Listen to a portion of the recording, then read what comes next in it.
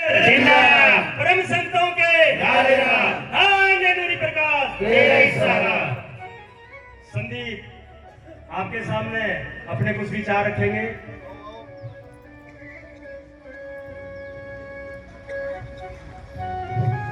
धन्य नूरी प्रकाश तेरा ही सहारा।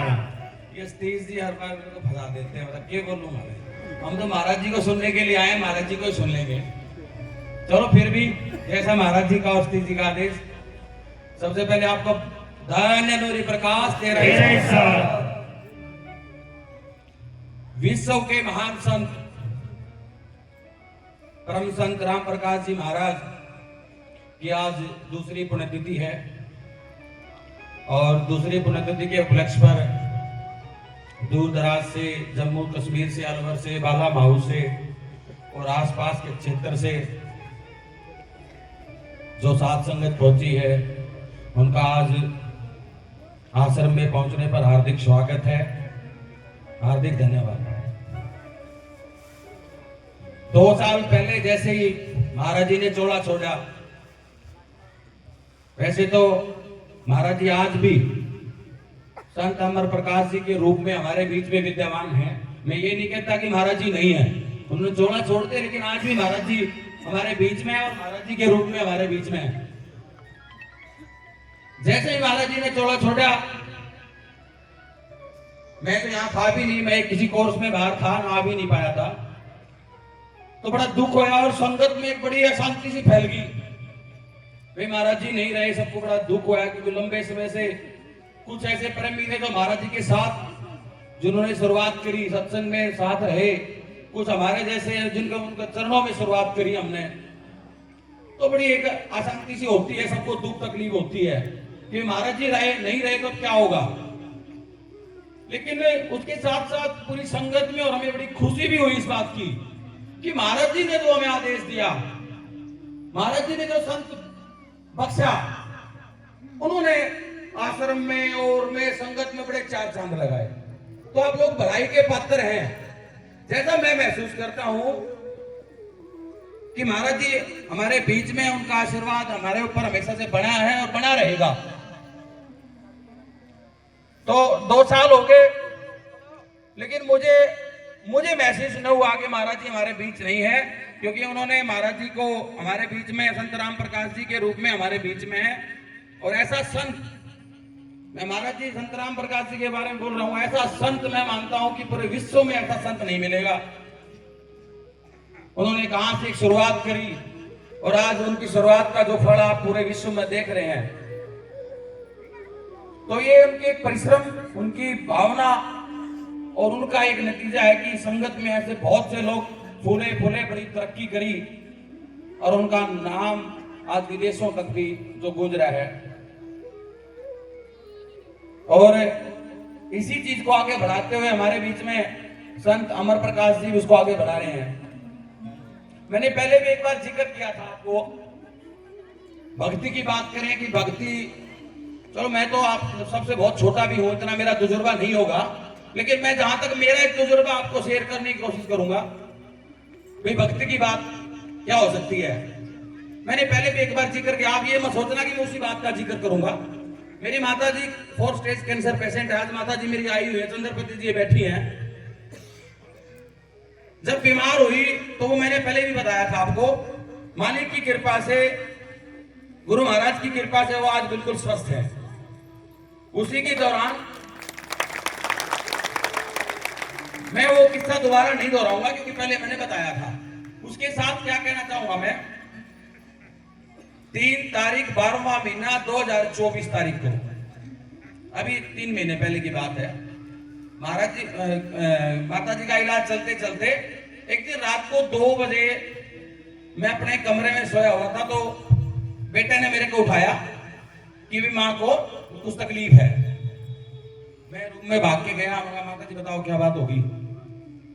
तो उनके बड़ा चेस्ट में और बड़ा दर्द था, बहुत, जैसे कि सहन ना कर सके। तो लोकल डॉक्टर है, क्योंकि बीमार रहती तो उसको बुलाने की कोशिश करी, उसका फोन संपर्क नहीं होया। तो मैंने सोचा कि ना लापरवाही ना करे और तुरंत मैं हॉस्पिटल ले जाऊं। तो मैं बोला माता जी आप चलो, तो मैंने था तुरंत प्रभाव से गाड़ी निकाली, माता जी को गाड़ी में बिठाया और मैं लोकल हॉस्पिटल में ले गया। ईसीजी कई डॉक्टर ने जैसा उसको लगा तो डॉक्टर बोला बेटा मुझे लगता है माता जी को हार्ट की दिक्कत होगी, हार्ट अटैक हो गया। तो मैं डॉक्टर साहब क्या करना चाहिए? बोला बेटा एम्बुलेंस बुला के और आप इनको हार्ट शिफ्ट कर दो। मैं बोला मैं मेरी गाड़ी से, बोला नहीं नहीं एम्बुलेंस बुलाओ। तो मुझे एम्बुलेंस का लगते ही मेरे को लगा कि इसका तो दिक्कत ज्यादा है। मेरे छोटा भाई धर्म सिंह पार्षद बैठे हैं अभी यहाँ मौके पे, मैंने उसको फोन करा और मैं घबरा गया कि शायद पहले से इतना उनको तकलीफ है तो मुझे सकता कोई डॉक्टर ने जैसे कहा तो मुझे थोड़ा डर हुआ। एम्बुलेंस करी और हम चल पड़े हिसार के लिए। रास्ते में मैंने बड़े भाई को फोन करा, जो मेरा बड़ा भाई है वो बेंगलोर में इंजीनियर है, कि थोड़ा सा मायूस भी हुआ। मैंने उसको फोन करा डरते हुए, आंखों में पानी, भाई ऐसी ऐसी दिक्कत होगी तो आप भी आ जाओ। हॉस्पिटल लेके लंबा नहीं खींचूंगा। डॉक्टर ने ईसीजी करी तो डॉक्टर ने वहां का जो एमओ था मेडिकल ऑफिसर, उसने कह दिया कि हाँ भाई माता जी को जो लग रहे हैं लक्षण वो लगता है कि इनको हार्ट अटैक हो गया। एडमिट कर दिया, डॉक्टर आ गए, कार्डियोलॉजिस्ट आ गया, सारा टेस्ट होते होते इको वगैरह करी तो डॉक्टर ने बताया कि भाई हार्ट की दिक्कत हुई है लेकिन हार्ट अटैक नहीं है। सारे टेस्ट होने के बाद वही कैंसर का डॉक्टर है जो वो भी आ गया, कार्डियोलॉजिस्ट भी आ गया, सीटी स्कैन कराया तो डॉक्टरों ने ये कह दिया कि इनके फेफड़े सिकुड़ गए हैं कैंसर का लंबा इलाज से। मैं डॉक्टर साहब क्या रहेगा? तो बोले जी 2 दिन में बता पाएंगे क्या रहेगा। बिला और घबराहट होगी। जैसे हम घर से निकले थे मैं घबराया था, माता जी इतना होश में थी, लेकिन एक बात कही कि बेटा नारा लगा सब ठीक हो जाएगा, और महाराज जी हमारे पास ही है, चिंता मत कर, सब ठीक हो जाएगा। माता जी ने देखा भी थोड़ा घबरा रहा है ज्यादा, थोड़ा सा डॉक्टर ने क्या किया इसको, तो माता जी नारा लगाया और माता जी चलती। उनके मन में एक श्रद्धा, मैं बताना क्या चाह रहा हूं कि आप भक्ति जो कर रहे हो इस प्रकार से करोगे, पूरा समर्पण जैसे मेरी माता जी का है।